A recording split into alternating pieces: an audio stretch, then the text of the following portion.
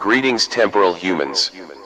This is Boudreaux, the always evolving, blue singing, cybernetic ghost from the future. Welcome to Season 2, Episode 2 of the Trailer Trash Terrors podcast. This week's episode is titled Bad Bits about Bart, Sibrel. That is, we are going to talk about heroes, both well-known and poorly known, as well as a few rambunctious morologists. That's an old-fashioned term for noisy fool. Let's go.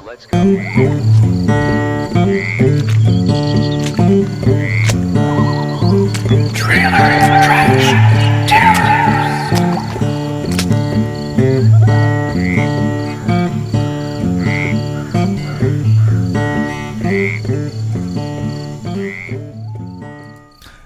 Hello everyone, this is Vic Hermanson, and you're listening to Season 2, Episode 2 of the Trailer Trash Terrors podcast. On July 16th, 1969, I was in Louisville, Kentucky, sitting on the tile floor of my home. It was 92 degrees outside. The tile was the coolest place to be, as we had no air conditioning. I was watching a tiny black and white television. I think it was probably a 12-inch television, trying my best to see anything and to hear anything of Buzz Aldrin and Neil Armstrong landing on the moon. I can remember when I first heard Neil say, well, what it sounded like was, "That's one small step for man, one giant leap for mankind." I can't remember a time in my life when my body felt more electric, more hopeful for something wonderful in the future. If I was a little boy, I lived in a world where we could send men to the moon. I mean, I could walk out that night and see the moon and say, there are men up there. We could do anything. I could do anything. My brother and I were having a war. Gulf filling stations at the time, if you filled up your tank, you got a free lunar module. Well, it was a lunar module made of cardboard. It was a nice little thing, beautifully painted, beautifully designed, and a boy could spend 20 minutes putting it together, and you'd have a 6-inch, 8-inch tall lunar module to sit on your desk. You could look at it, it was very detailed. And every time I would make one, my little brother would wait till I was not looking, and he would smash it. He must have smashed 6, maybe 8, maybe 10 lunar modules. Man, did I ever get mad. I don't believe I ended up with a single lunar module that had not been destroyed by my brother. But that was okay. I would put them back together the best I could, straighten out the wrinkles, tape the legs back together, and hang them by thread from the ceiling or from light fixtures. I'd put them on my desk. I'd put them on the floor. I'd put rocks around them. I'd make little moonscapes, thinking about those men walking on the moon. It wasn't just Apollo 11. Pretty soon there was Apollo 12, and then Apollo 13. Which didn't make it to the moon. In my classroom, we had what they called the Citizenship Award. It was awarded in a very unusual way. They asked the class, of everyone in this room, who would you want with you if you were on the capsule of Apollo 13, floating out there, essentially lost in space? And whoever got the most votes in the class got the Citizenship Award. Well, that year they awarded it to me. I don't know why. I'm pretty smart. I'm pretty resourceful. I might have been able to keep us alive, but man, I would have been scared. And that's what I told the class. I would have been so scared I would not have known what to do. By 1970, I was old enough to where I was reading newspapers just about every day. Newspapers, magazines, anything I could get my hands on. And of course, I loved science magazines. But almost every week, by the time 1970 was over, I would see some article written either by a person believing the moon landings to be fake or someone writing about moon landing deniers. And I can remember thinking, my gosh, how do these people develop a mindset? How did they develop an understanding of the world that made them think that this was not something that had happened? Well, they're still around, and they have become more numerous and more idiotic and more unpleasant, and I hate them. I'm just going to be honest. I despise these people. They make me about as angry as anyone. So what's the terror here? It's the terror of the fact that human minds are so incredibly good at creating internal delusions, at creating a world that's filled with lies. Lies that people tell themselves. I don't understand it. I mean, here's my view of life. Your job as a human is to create an internal mental model of the world. That internal mental model needs to match the actual world, the physical world, reality, truth, as much as possible. And boy, there's a segment of the population that does not see that as their goal in life at all. When Apollo 17 launched, I was standing in the sand, exhausted, hungry, cold, on Cocoa Beach. And when that Saturn V ignited and started to rise, you could feel it. You could feel it in your chest. You could feel there is a monster over there heading toward the skies, beating the air beneath it to an absolute pulp, sending out sound waves that would kill you if you were within a football field of it. Man, what a feeling. But as soon as I could hear again, as soon as my ears cleared from that incredible sound, just a few places down at the beach, I heard a man say, "Oh, that damn thing's just going to go up and drop in the ocean. Ain't no people in it. It's all damn thing's fake. Just a waste of money, waste of my taxpayer money." And I'm thinking, you just watched the most powerful machine ever built by man launch into the sky, taking 2 astronauts and a geologist to the moon, and you think it's fake. I didn't know what to say to people like that. Years later, I went to a model airplane field in Houston with an acquaintance, and these were serious model airplane enthusiasts. They were flying radio-controlled pulse jets. That's a bomb flying around. I mean, each one of these pulse jets had, I don't know, some volume of gasoline that it was running on. They were at least somewhat dangerous. These men seemed to know what they were doing. But there at the field, flying that pulse jet, was Buzz Aldrin. I'm just sitting there watching. I don't care a bit about these pulse jets. But that's Buzz Aldrin flying a pulse jet. Now, I've always had a rule that if I run into a celebrity, I'm not ever going to run up and say, "Oh, I'm your biggest fan. Oh, please can I have your autograph?" I just stood there and watched Buzz fly his jet with incredible skill and ease and confidence.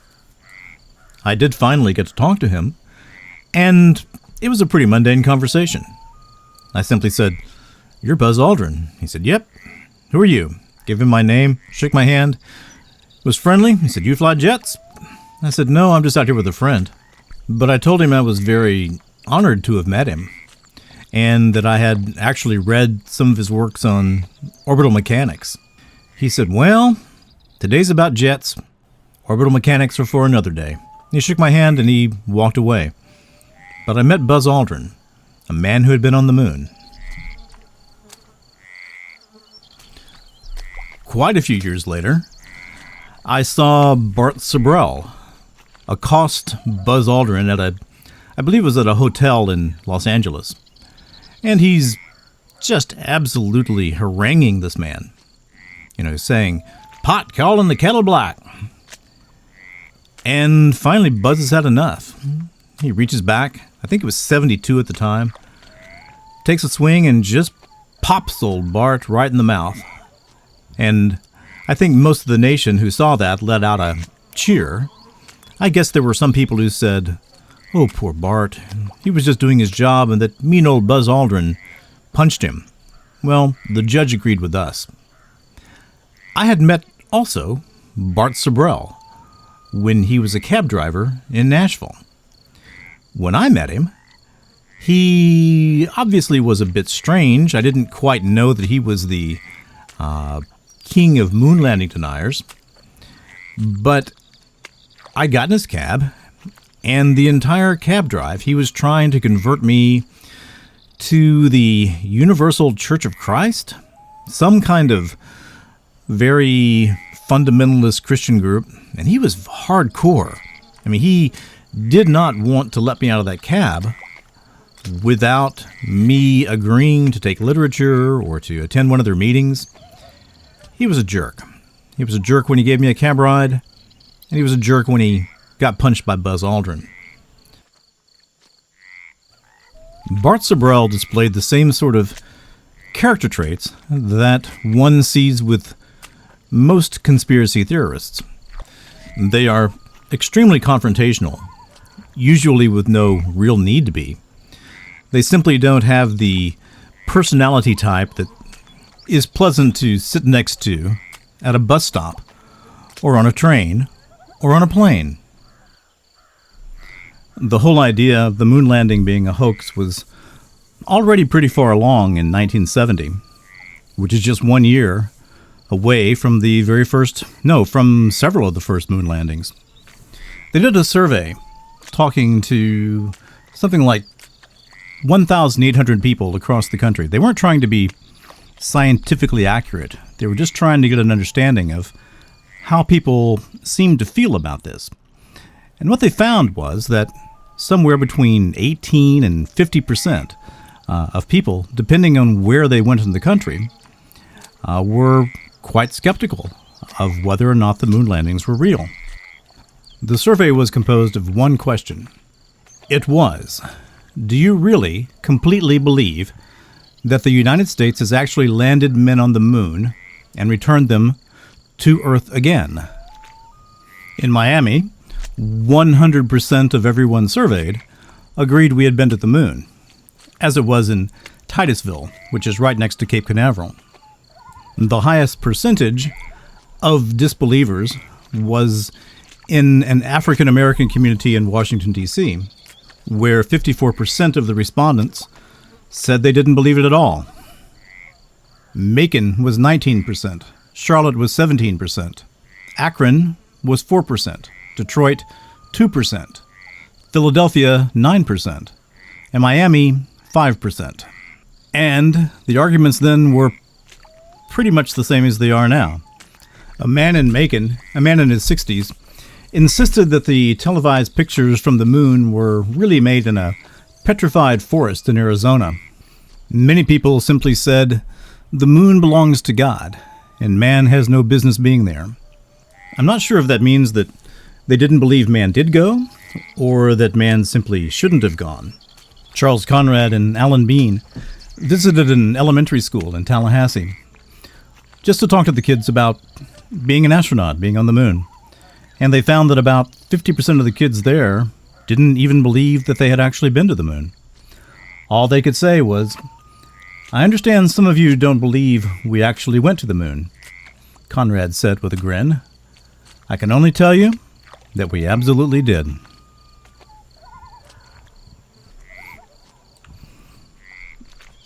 Bart Sibrel has had a number of run-ins with the legal system. He was arrested on November 8, 2001 in Nashville for leaving the scene of an accident. All it says was his bond was set at $750. Of course, there was the 2002 incident when Buzz Aldrin punched him. He pressed charges against Buzz Aldrin, and the case was dismissed. It's one thing for people like Sibrel, Bill Casing, similar people to insult Buzz Aldrin, Neil Armstrong, Wernher von Braun, these huge, iconic public figures.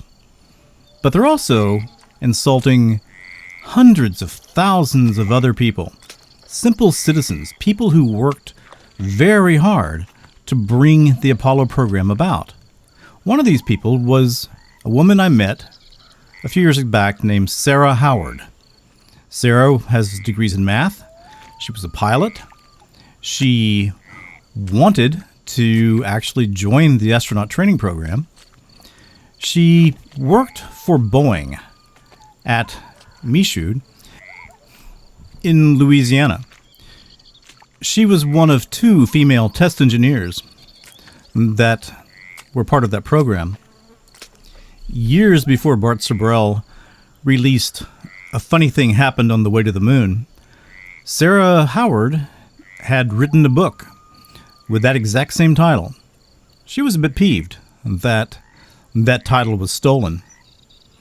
By the time she became aware of it, she was elderly, unable to raise the funds to make a legal fuss about this, but she definitely maintained a feeling of hurt and betrayal, and I think she was justified in that feeling. I was able to interview Sara several times, and I'm going to give you tonight one of those interviews, uncut. We talk about many things. We talk about the moon, we talk about Apollo, we talk about Sibrel, we talk about her career as a pilot, her time in school. Pretty fascinating stuff. She's a standard citizen, a woman who worked hard in school, went to work in the space program, and I think has been unfairly attacked by Sibrel, Casing, and the entire crop of new moon landing hoax conspiracy theorists. You know, that term theorist really carries too much gravitas, too much honor, too much weight. I need to think of something far less honorable to call them. Anyway, here's one of the Sara Howard interviews. Yes, 1957 when Sputnik was launched. And a whole bunch of us kids got really excited. And we went out at night and saw it go beep, beep, beep over our heads. My dad was furious. And I'm not sure when our government thought about going into space, but it probably was the launch of Sputnik. But anyway, no, we were really excited. And because of that occurrence, we decided, my dad and a whole bunch of adults and kids, to form an astronomical society. And it was a great success. And in fact, so many people came to the meetings. We completely filled the auditorium at Centenary College. And we had meetings once a month, and we had different speakers, wonderful people, scientists, astronomers, and my dad got them all. And we had a great time, and the society is still there today. Okay, in 1961, my senior year in high school, I had a bunch of friends, and one time my dad, I was in ROTC, and my dad, we had, in Shreveport, there was Barksdale Air Force Base across the river in Bossier City, and it's still there today. And anyway, my dad called me and my best friend, A.W. Steed, to come to Barksdale Air Force Base and wear your ROTC uniforms. We didn't have a clue. And we said, oh, okay. So we went there, and we went in a room, and there were all generals and very important military people. And we were at one end of the room, and all of a sudden the door opened at the other end, and here walks Werner von Braun. I like to drop my teeth, but anyway, he came up to us, very polite, in his very cultured German accent, and asked both of us, are you going to go on the space program? And I said, absolutely yes. A.W. wasn't interested that time. He ended up being an airline pilot. But anyway, that was one of the highlights of my life. Actually, at the time, I didn't really understand how important that was. And later on, I realized, oh my gosh, Werner von Braun is one of the best people ever. I mean, if it wasn't for him, we'd have no space program. And so I learned a lot about his life. And he was a very kind person, soft-spoken in his German accent. And so then we got together and stood together, and they took our picture. Well, I wanted to do something on the space program because I think Jim and I had, I'm not sure if they finished. I graduated from college in 1965, and I had been to a lot of colleges and universities because my dad paid for it, so I got to go. And I graduated from LSU in a degree in mathematics and astronomy.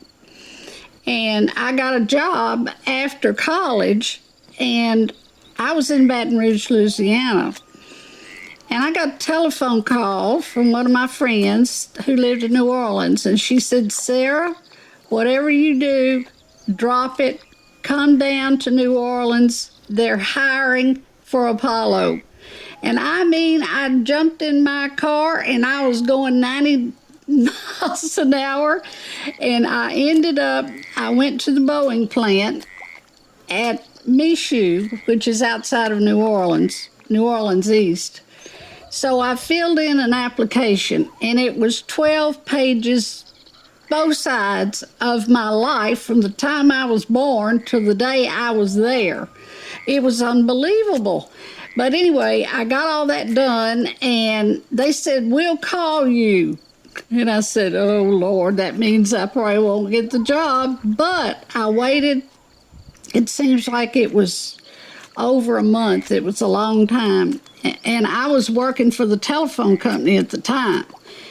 And so they called me and they said, Miss Howard, oh, no, I was a Caldwell then. Miss Caldwell, come on down to the plant. We have a job for you. Well, nothing could have stopped me. I tore down that road. It's a big highway, and got to Michoud, and I went in, and I found out I'd be working for Boeing, which is a great, great company. In all my 30 years of working, Boeing was the best employer I ever had. They're wonderful people.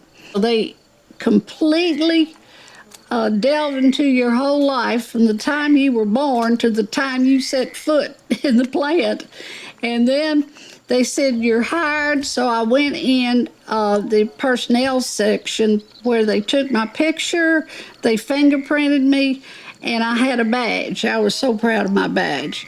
So that started my career as a systems test engineer on the first stage of the Saturn V. And it was a hoot. We had more fun. There were a whole bunch of different people in groups that were doing this work. And it was our duty to interpret all the data from the static firings to see what parts were good, what parts were bad, what they needed to fix, what they needed to change. And I'm proud to say most all the firings that we analyzed were perfect. We never had an anomaly. We never had a fault, nothing. They did it right. Boeing did it right, just like they do today. Boeing was the best company I ever worked for. They had a blockhouse. Everybody went in the blockhouse to watch the firings. We could not go. So we had to stay in the plant and do our thing. They had a big roll of paper. It looked like a seismograph. This kid looked like he was 10 years old, had this huge cart with all these rolls of paper, and he would give them to each group. So everybody analyzed everybody else, but we never had any faults. They did it right. Werner von Braun was a genius, unbelievable. And I was so honored to have been able to meet him. And a lot of people they didn't get to meet him, and I did, so I feel very fortunate. Well, the astronauts had the right stuff. But we engineers had the real stuff because we were the ones building all the stages and testing all the stages. And I'm glad to say we never had a fault except on the second stage at Michoud, at the plant where I was, where there was a terrible accident. And that's kind of a long story. An administrator decided he was going to come do a test.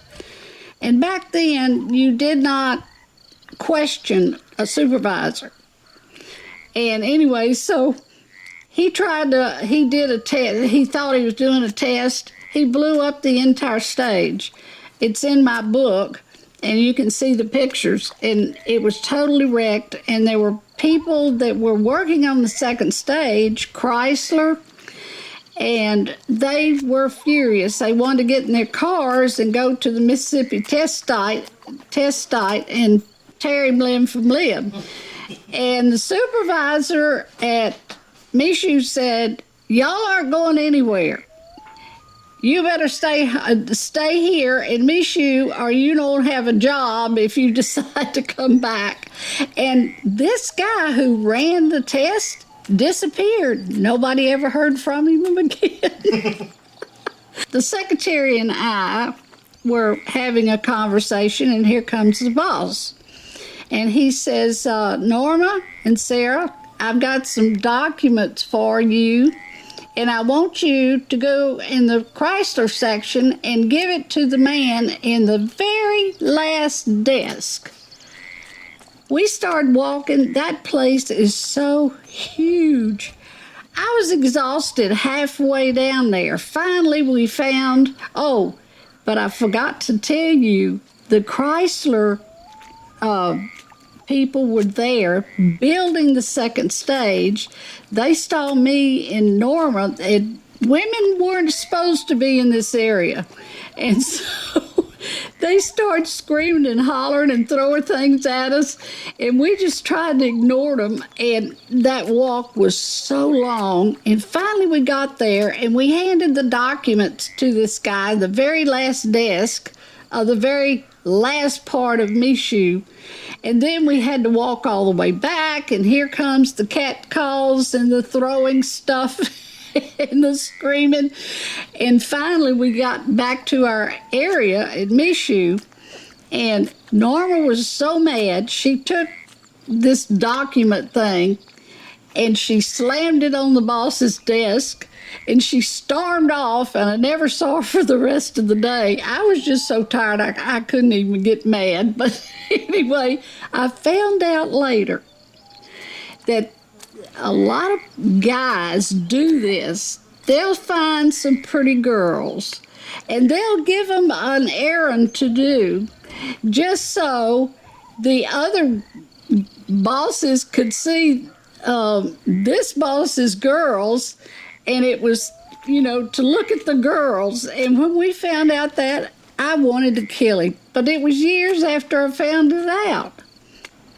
Oh, yeah. While I was in college, I was unaware of this till much later. The phone was ringing in my parents' house, and it was some kind of aide to President Johnson. And he kept asking my dad, said, the president would like you to come up to the White House and be an advisor for me. Well, my dad kept turning them down. And finally, as I learned later, President Johnson personally picked up the phone and called my dad. And he asked him, I need you as an advisor for the oil and gas industry. So my dad, who was kind of stubborn, finally decided to go up there. And I thought, my dad had terrible temper. So did Lyndon Johnson. And I had this idea in my head of them getting in some kind of an argument and the Secret Service grabbing my dad and throwing me out on Pennsylvania Avenue. But much to my surprise, they loved each other, big buddies, big time. And I was so surprised, but I was happy that they didn't argue. My dad loved to argue. Well, during the firings, the test firings, they would fire at night. Well, women couldn't be there because of the laws of Louisiana. You couldn't work overtime, and it pertained to doctors, lawyers, and professional women. Well, I'm sorry, you got to go home because the law's here. Well, Sally got a bunch of gals up together, and they decided they were going to sue the state of Louisiana. And it was a whole bunch of women, very professional, doctors, lawyers, and like me. So anyway, they went and filed a lawsuit, and they won. And it was in all the papers, and there was great rejoicing because the women could work anytime they wanted to, especially the professionals. And the doctor said, oh, well, if you do this and we can't work, what are we going to do about our patients?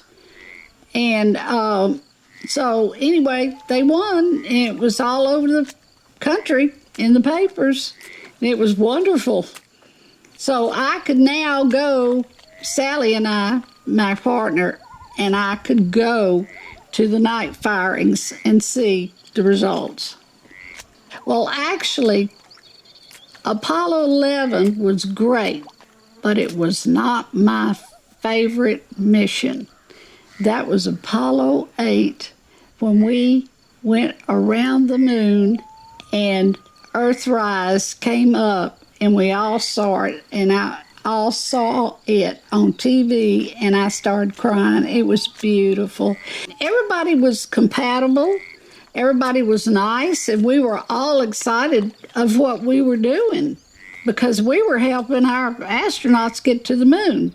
And our first stage is the key thing for the Saturn V. If you don't have the first stage, you don't go anywhere.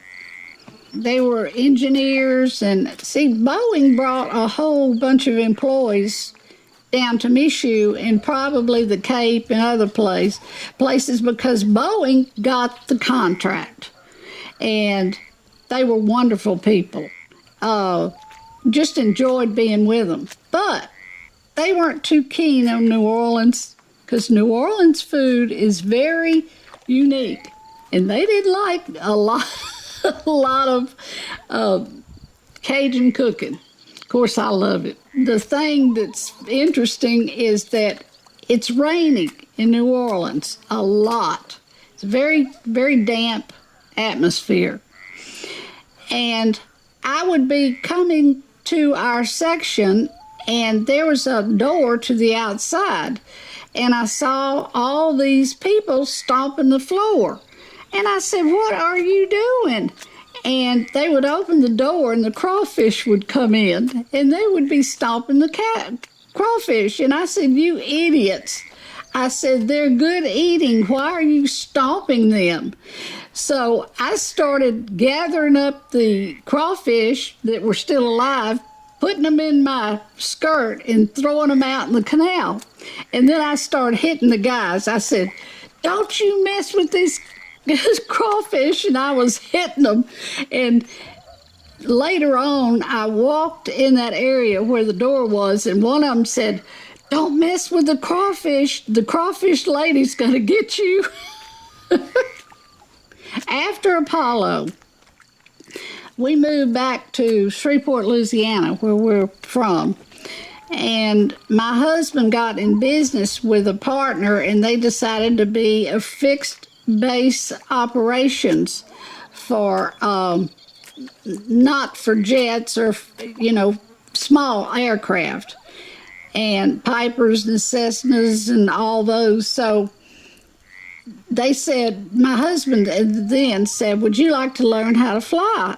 And I said, "Oh, wow, I'd love to."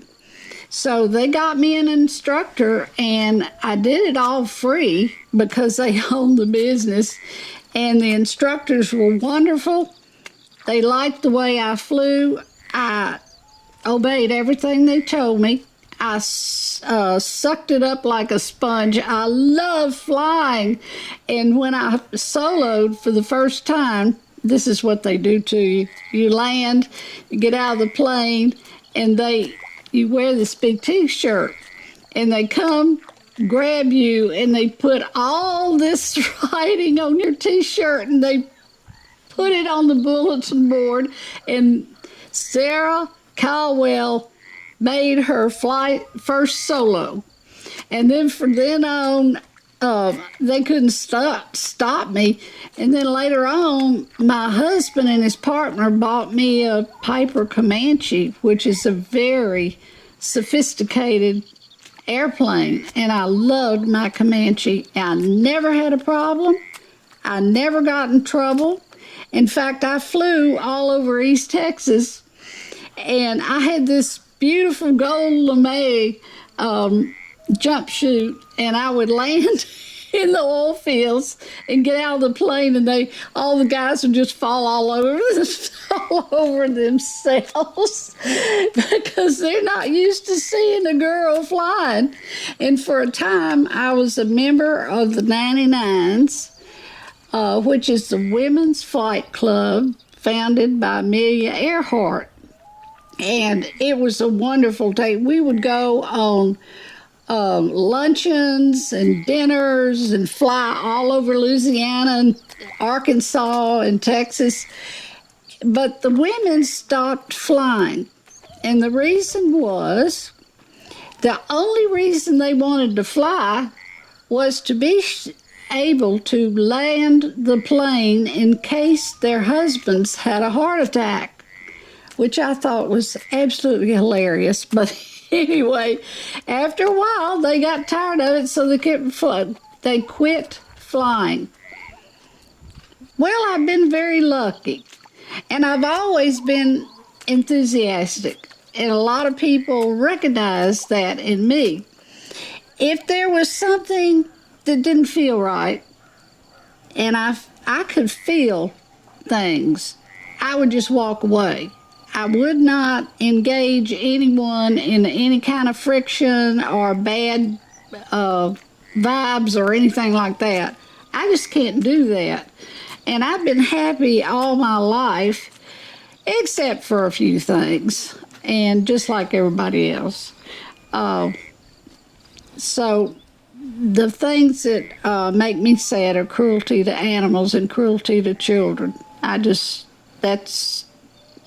can't handle that.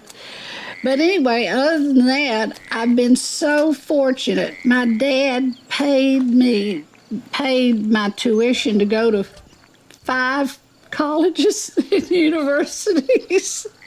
Not full time. The only 2 I went full time was TCU, Texas Christian University, and Louisiana State University. My dad, every summer when I was little, we went on vacation all over the country. Well, one time he said, "We're going to New Mexico." And we were on, it says White Sands National Monument on, like a big stone thing in the entrance. And all of a sudden, all of the cars, there were a lot of cars on the road, and they started pulling over. And my dad got out of the car and we looked up, and here was this huge rocket going right over our heads. And I said, "What was that?" And my dad said, "That was a rocket." That was the first time I ever saw one. And I said, "Oh man, that is so neat. I really want to see another one." He said, "Oh, I'm sorry, but that's only one of the day." Then we went to White Sands, and I played in the sands, and there really is sands there. It's real sands. It's oh, I forgot the name of the mineral, but anyway, that was the first time I ever knew or ever found out that a rocket. I didn't know what a rocket was, and it had this long white trail, and it was going really fast. And then I had a long singing career, and I have sung in TCU's Choral Society, and when we lived in Virginia, I sang in one of the city choral societies. It's not in that book, and I enjoy singing, but don't do it anymore. And then there's all my animals. I loved my animals. I had dogs from the time I was like 4 or 5 years old. And my present husband and I had a horse farm in Virginia. And we used to show our horses, and I showed my dogs. And then we got into Civil War reenacting. And my husband ended up being in 2 movies about the Civil War, and so we had a lot of friends all over the country, and we would get in the car and go everywhere. He reenacted in New York, we reenacted in New Jersey, all the way to the end tip of Florida, and all the places in between. There's a huge crowd of people that reenact Civil War battles every year, and the biggest one is at Gettysburg. Spend time watching that? Oh, yeah, I think it's wonderful. I love Elon Musk. He is a genius. And I can't remember the name of the president of Amazon. He got a huge... Jeff Bezos. Mm-hmm. He went down and found the first stage of the Saturn V of Apollo 11. That was so cool. You know what? You would think that my favorite astronaut would be one of the Apollos. Well, it was. My favorite astronaut was Alan Shepard, because I was a member of the same church as he was. And he had a hard time. He had some problems, physical problems, and they were about to do away with him, so you can't go on Apollo. But he had a surgery that fixed him up, and he was able to go on a mission. And I was so pleased. And he just was a very, very nice guy. And when I went, I gave an address to the astronomy club here in Columbia. And I was feeling really bad that night.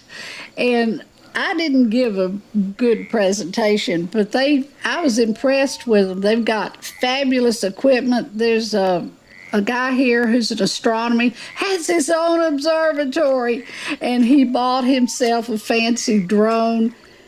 Money. Money. We were in a lot of horse shows up in Virginia, and it was a lot of fun. We made good friends, and we were all over horse farms and got to see a whole bunch of stuff that was a lot of fun. And we rode. Dudley got thrown one time. I got thrown one time. Well, what was cool about the horses, though, is we had a horse farm. We had a big pasture, and we had a barn. They could go in and out of the barn.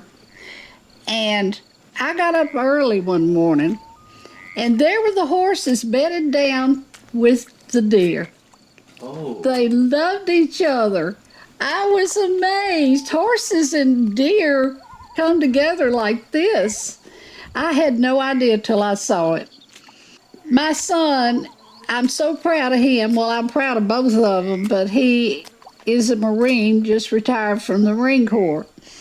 And he had traveled all over the world with on his ships and everything. He flew Huey helicopters. And at one point, he applied for the Naval Postgraduate Academy in California. So he got his master's degree in electrical engineering.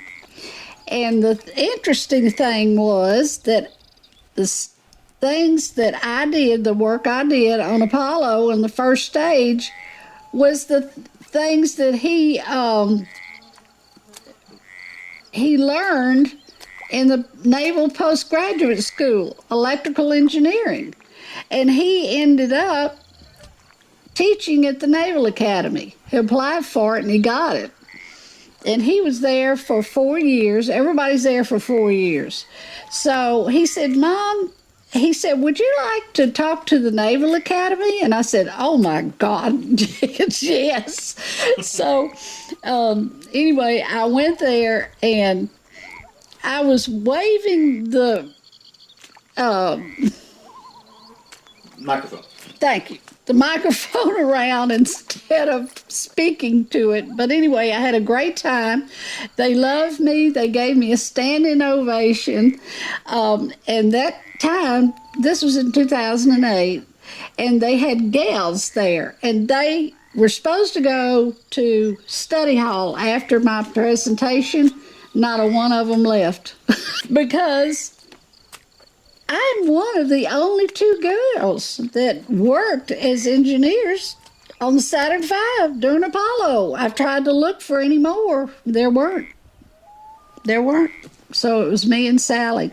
But anyway, at the Naval Academy, I didn't finish. All the gals came down from the rafters. I mean, it's a huge auditorium, and they standing there looking at me, grinning like from ear to ear, because they found out you don't have any restrictions. You can do what you want to do, and go for it. If you want to do something, just do it. Don't ask permission, just go do it. That's what I did. And I never had a problem. Nobody ever told me no. Something funny happened on the way to the moon, and it is in the Smithsonian Library. Yes, I had published that book. It was for sale everywhere. And he did a dirty pool, stole my copyright, and the publisher and I decided just to take it off. And I found out what he did. I went to an attorney, and this is what is called a millennium law. If you steal something from somebody else, you can get in deep trouble. Of course, that's the publishing company. They are the ones that do copyrights. Mm-hmm. And my publisher said, well, we can't do anything. They wouldn't do anything. So I contacted an attorney, and they said, well, give us $1,000 and we'll fix it. I don't have $1,000. One thing, in all my life, I've never been rich with money, but I have been rich in everything I've done, the people I've met, and I'm just very fortunate. So money means nothing to me as long as I can keep food on the table and paying the rent. I'm good.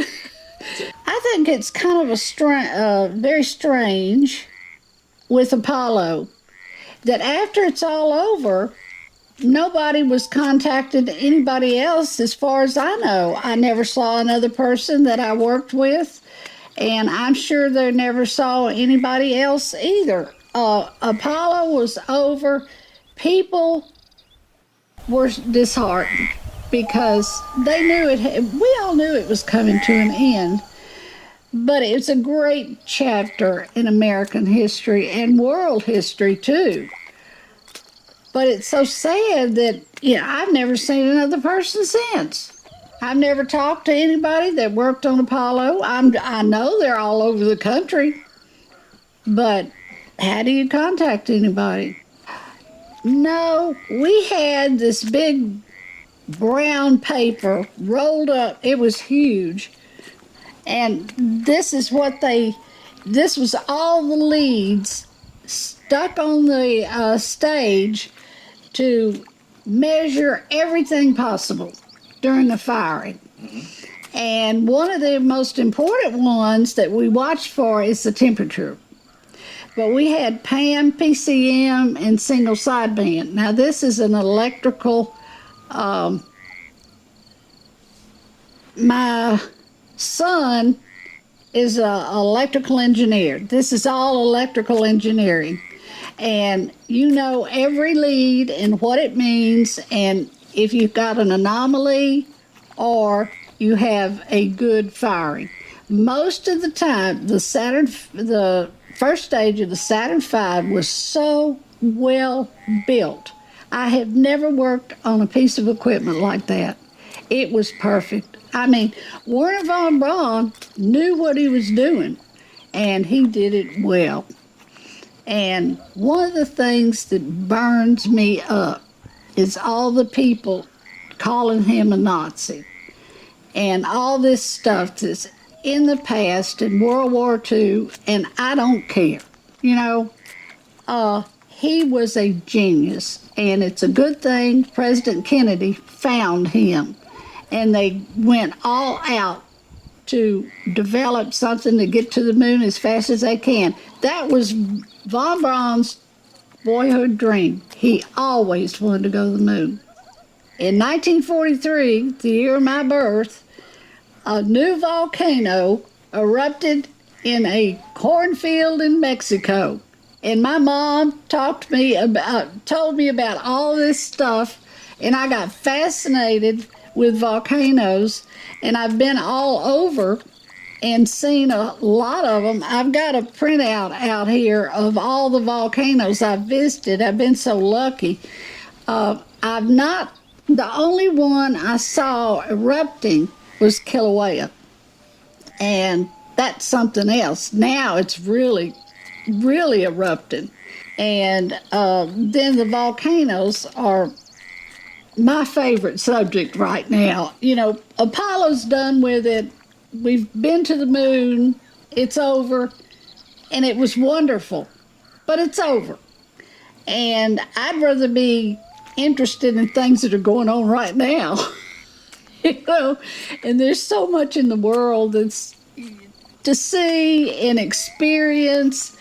And I try to not let myself be sad over anything. But of course I am, because everybody is. I guess my life has not been dull. No, it hasn't. In fact, it's the farthest thing, or the furthest thing, from dull. Sara represents the everyman of the Apollo program. Thousands and thousands of people like her. People who pursued an education. People who wanted to apply that education to something greater than themselves. People who believed in the United States getting to the moon. And that's what they accomplished. Bart Sibrel, you are a rambunctious morologist. And that's probably the nicest thing I can say about you. There was a historian that referred to Bill Casing as a cultural vandal. I think that's a good term. I don't understand the drive to tear down something real, to tear down something noble, to tear down something wonderful. But as far as I can see, that's all that people like Bill Casing and Bart Sibrel and many others do. But I have the right to point out how ridiculous and wrong they are. and I will do so with every opportunity I get. I'd like to end out the show with a few more minutes of Sara. She really was an awesome lady. She died recently, but during her life, she did some things that really mattered. She helped get us to the moon, and that freaking matters. Who was your favorite president? Who did you think did that job best? Lyndon Johnson. Lyndon Johnson. Without a doubt. That's a surprising answer. I wouldn't have thought that. Why? Just Everybody likes Kennedy. There were a whole lot of people who didn't like Lyndon Johnson. I know, but he brought in. He was the Great Society and oh shoot, I can't think the name of him. All of his policies that he got in. They call that the Great Society all together, and that had to do things like civil rights, voting rights, Medicare expansion. Yeah, Medicare, Medicaid, a whole bunch of things, and then also I like the idea that he called my dad into the White House. I agree. To confer with him on the oil and gas industry.